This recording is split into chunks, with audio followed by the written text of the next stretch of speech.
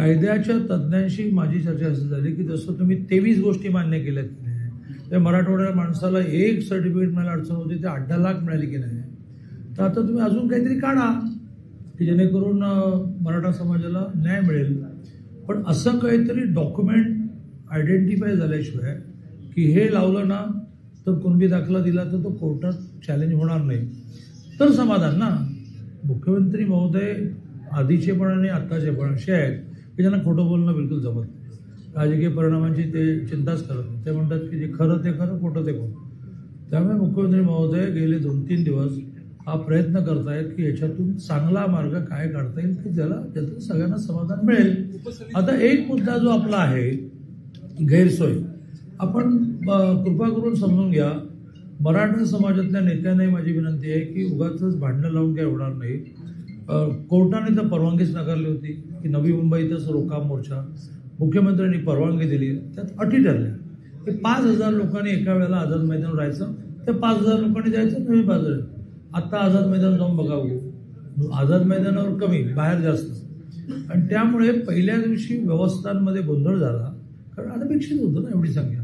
आता जाऊन बघावं, महानगरपालिका पूर्ण भिडली आहे, टेम्पररी टॉयलेट्स उभे केले आहेत, पाण्याच्या नवीन लाईन टाकलेल्या आहेत, सगळं उत्तम सुरू आहे. त्यामुळे असा आरोप करणं की आम्हाला उपाशी मारण्याचा प्रयत्न झाला, असं कोण, म्हणजे सगळे म्हणून आपण महाराष्ट्राचे देशाचे नागरिक आहोत, पण एकमेकाला मारण्याचा विचार कोणाच्या डोक्यात येणार नाही. आता isakal.com आहे देशातील नंबर 1 ची मराठी न्यूज वेबसाईट.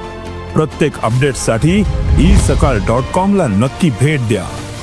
त्यांच्या तब्येतीकडे त्यांचं लक्ष नाही, त्यामुळे त्यांना हे बोलण्याचा अधिकार पण आहे. आणि हे बघा, आमच्याकडे नाव घेणं बरोबर, पण आमच्याकडे एक नेते असे आहेत की जे काही बोलले की तुम्ही सगळे पत्रकार कॉन्ट्रोवर्सी निर्माण करा. ते म्हणाले बाबा माझ्या ग्रामीण भागामध्ये असंच बोलतात की आता काय करू.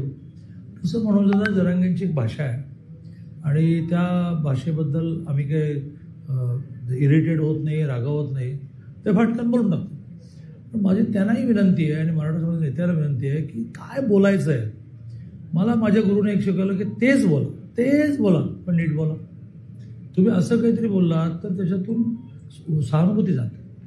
तुम्ही मुख्यमंत्र्यांवर बोलताय, बाबा या देवेंद्रजीने महाराष्ट्रासाठी काय खस्ता काढल्या आहेत. 42 वर्ष आम्ही मित्र आहोत. माझ्याकडे 3 राज्य होती, त्यांचे वडील आमदार होते, तेव्हापासून त्यांच्या घरी जातो.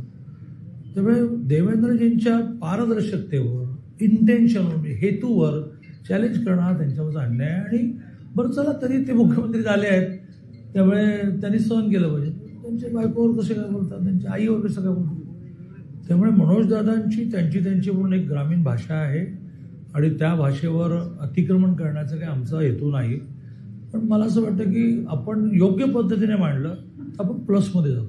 आता यावर सुद्धा मनोजदादा काही म्हणू दे नको, अशी मनोजदादांना मैत्रीच्या हाते विनंती. महाराष्ट्रातील सर्व बातम्यांचे विश्वासार्ह व्यासपीठ. सकाळच्या सर्व सोशल मीडिया प्लॅटफॉर्मला लाईक, फॉलो आणि सबस्क्राईब करा. तसंच सर्व नोटिफिकेशनसाठी बेल आयकॉन प्रेस करायला विसरू नका.